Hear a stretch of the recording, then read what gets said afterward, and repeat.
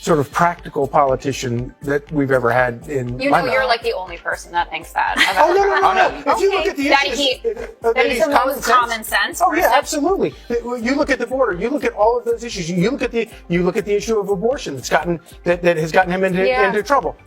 Okay. All of those things. He said, it's up to the states. I did this. There are 6-week abortion bans, even in his own state. But remember, he's not in trouble with Democrats. He's in trouble with evangelical Republicans, but he's still standing for a more practical stance. There are also states, as our democracies, our laboratory of democracies, there are also states that go through the due and date. JD Vance doesn't want you to even be able to go to I don't understand state. why sending abortion back to the states is somehow worse than having the Supreme Court. Renowned Democratic strategist and commentator Jessica Tarlov made headlines following a fiery on-air debate about Vice President Kamala Harris during a segment on Fox News.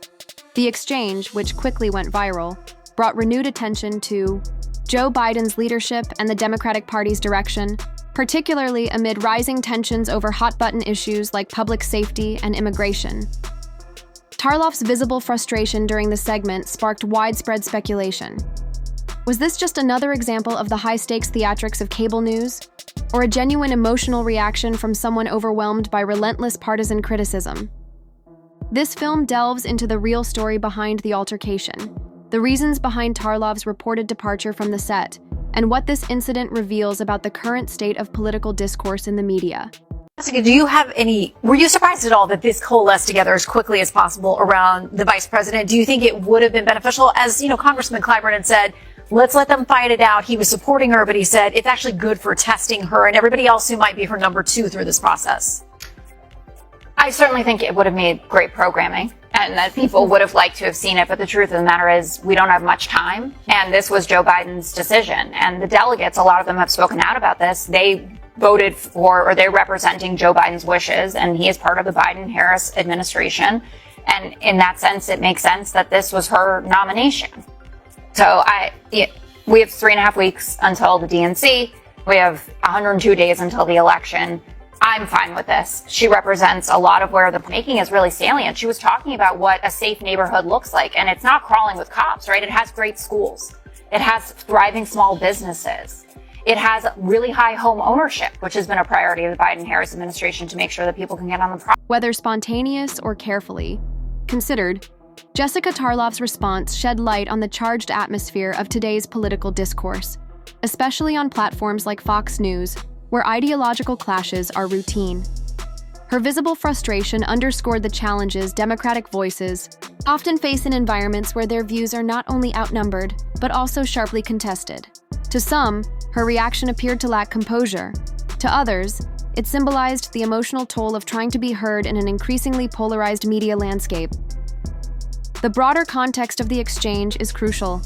The discussion centered on President Biden's possible decision not to seek re-election in 2024 and the future of Vice President Kamala Harris, widely seen as his likely successor.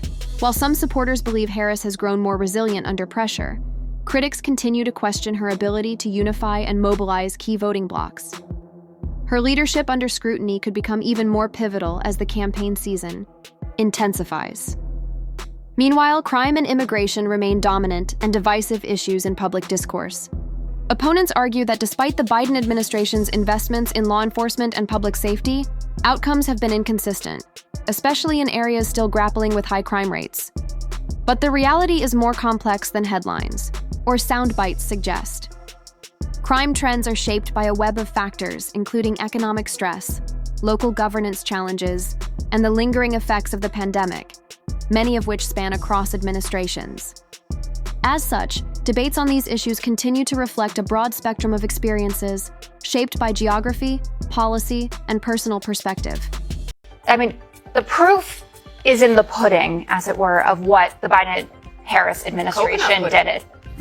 The most delicious flavor of it at all.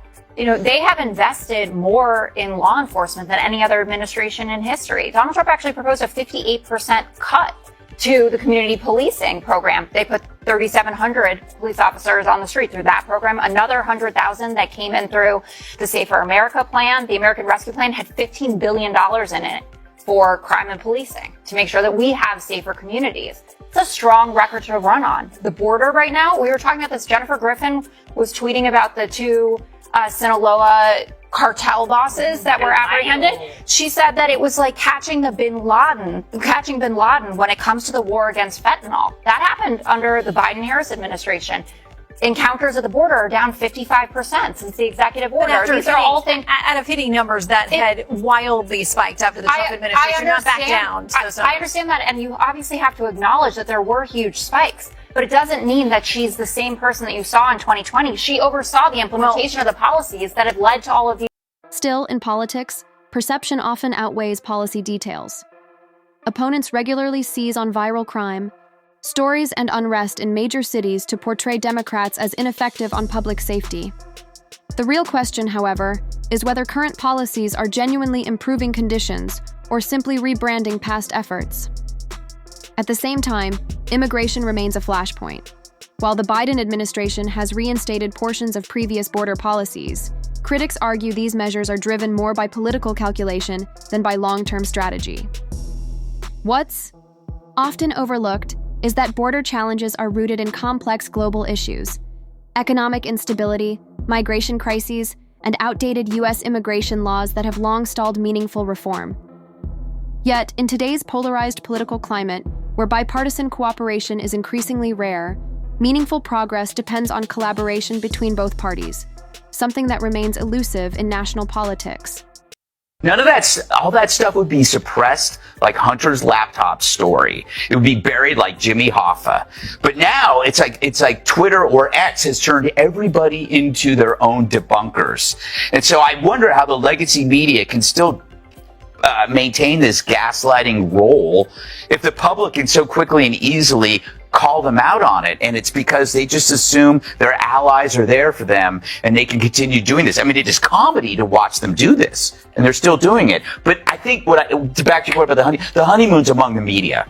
Mm-hmm. Right. It's not, there's no honeymoon for people who are going to the grocery store and seeing the prices or dealing with crime in their cities or their Fairness in media has become a pressing political concern as content filtering and the spread of misinformation increasingly shape public perception. Both conservatives and liberals express growing distrust in how the media and online platforms portray the truth, often pointing to biased coverage that distorts reality. This erosion of journalistic integrity undermines civic awareness and weakens public trust. The rise of personality-driven shows, which prioritize reaction over reporting, has further blurred the line between news and opinion. Social media has amplified this divide. With just a smartphone, anyone can share unverified claims, challenge mainstream narratives, and promote their own interpretation of events. While traditional media still holds influence, it now competes with a flood of voices, from podcasters to independent content creators, who are reshaping how information is consumed. This democratization of media can be empowering, but without accountability, it can also be dangerous. As we approach the 2024 election, media literacy will be more important than ever. It's no longer just about questioning headlines in a noisy digital landscape. It's about recognizing our own biases, seeking credible sources, and making intentional choices about where and how we get our information.